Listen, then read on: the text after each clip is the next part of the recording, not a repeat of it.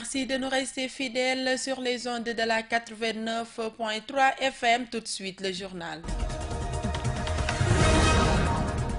Les diabétiques de Ziguinchor se mobilisent sur le chemin de la journée mondiale consacrée à cette maladie chronique.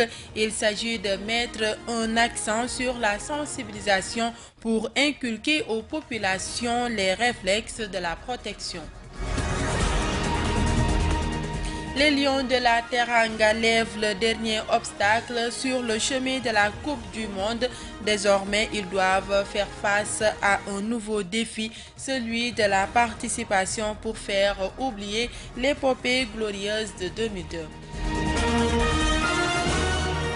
L'actualité internationale et la revue de la presse mettront fin à ce journal. Le développement, c'est juste après ceci. Bienvenue dans cette principale édition présentée par Rokhaya Bey et mise en onde par Mahfouz Kouyaté. En prélude de la célébration de la journée mondiale du diabète prévue le 14 novembre 2017, une réunion technique s'est tenue hier à la gouvernance de Ziguinchor pour statuer sur l'organisation de cet événement. Babacar Wade, président de l'association des diabétiques de Ziguinchor, nous fait le compte rendu de cette réunion au micro de Mohamedou Salif Ndiaye. Sur ce qui a été dit avec force, c'est les remerciements adressés à la Fondation Sonatel pour sa contribution, son appui extrêmement important qu'il a eu à faire à l'association régionale des diabétiques de Ziguinchor. Appui qui s'est traduit par l'achat de 96 glucomètres, de 8000 bandelettes, de 8000 lancettes et de la prise en charge des formateurs qui vont intervenir au niveau du panel et au niveau de l'initiation de la formation initiale de base. Mais pour préciser que cet accompagnement financier reste aux mains de la fondation qui va payer directement les formateurs. Pour cela, nous avons pour le panel 800 000 francs et pour la formation de base 125 000. C'est le total qui fait 5 059 000 francs. Je voudrais préciser, parce qu'il ne faudrait pas que les gens pensent qu'on nous a remis de l'argent en espèces. 5 millions, c'est des matériels et des prises en charge qui vont être payées par la Fondation Sonatel à hauteur de 5 059 000 francs.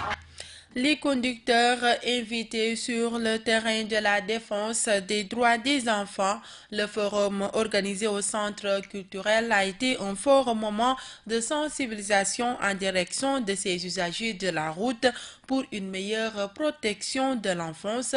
Maawa Doumbia, membre de la plateforme des femmes, est au micro de Papou Mané. Il y a beaucoup de problèmes.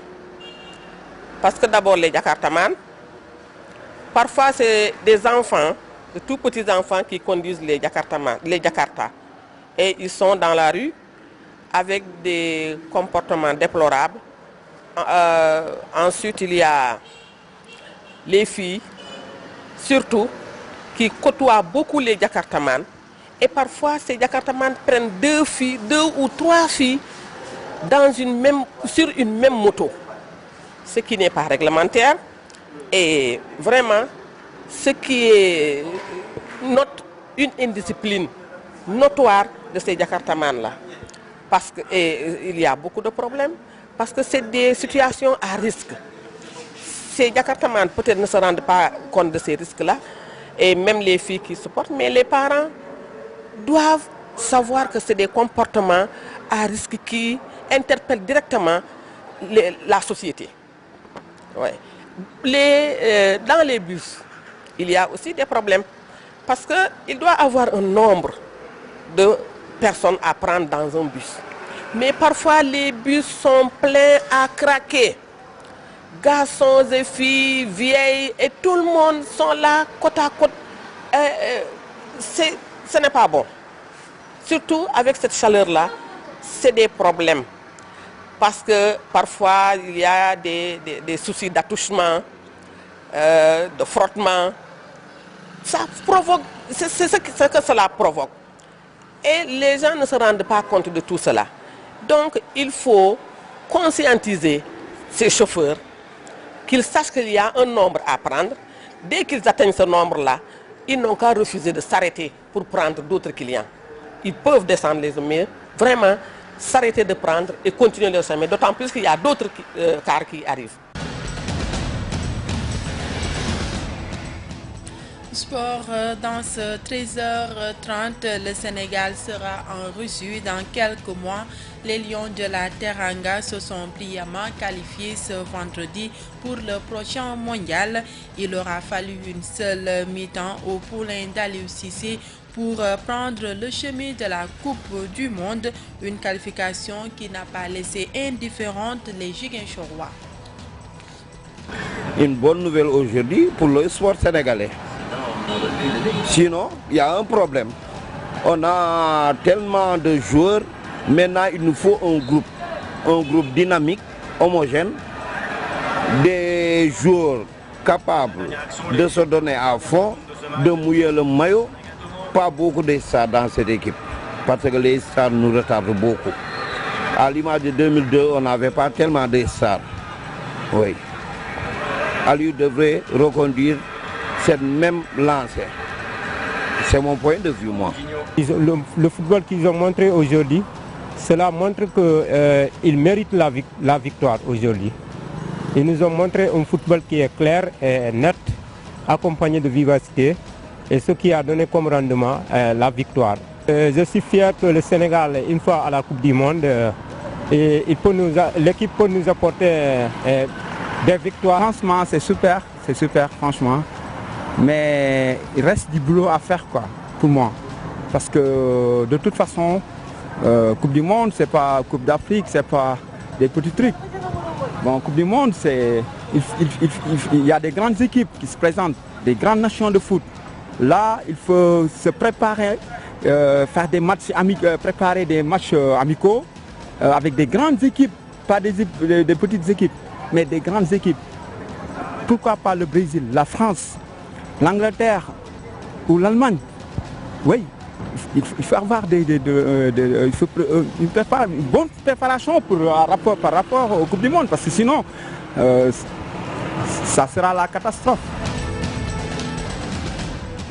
Restons toujours dans ce même registre. 15 ans après sa première participation, le Sénégal retrouve la Coupe du Monde. Mais si la bande à Sadio Mané a relevé un premier, il lui reste cependant un autre vrai challenge, le défi de la participation pour suivre les pas de leurs aînés qui avaient créé une forte sensation en 2002 en Corée du Sud, nous dit Mohamedou Papou Mané.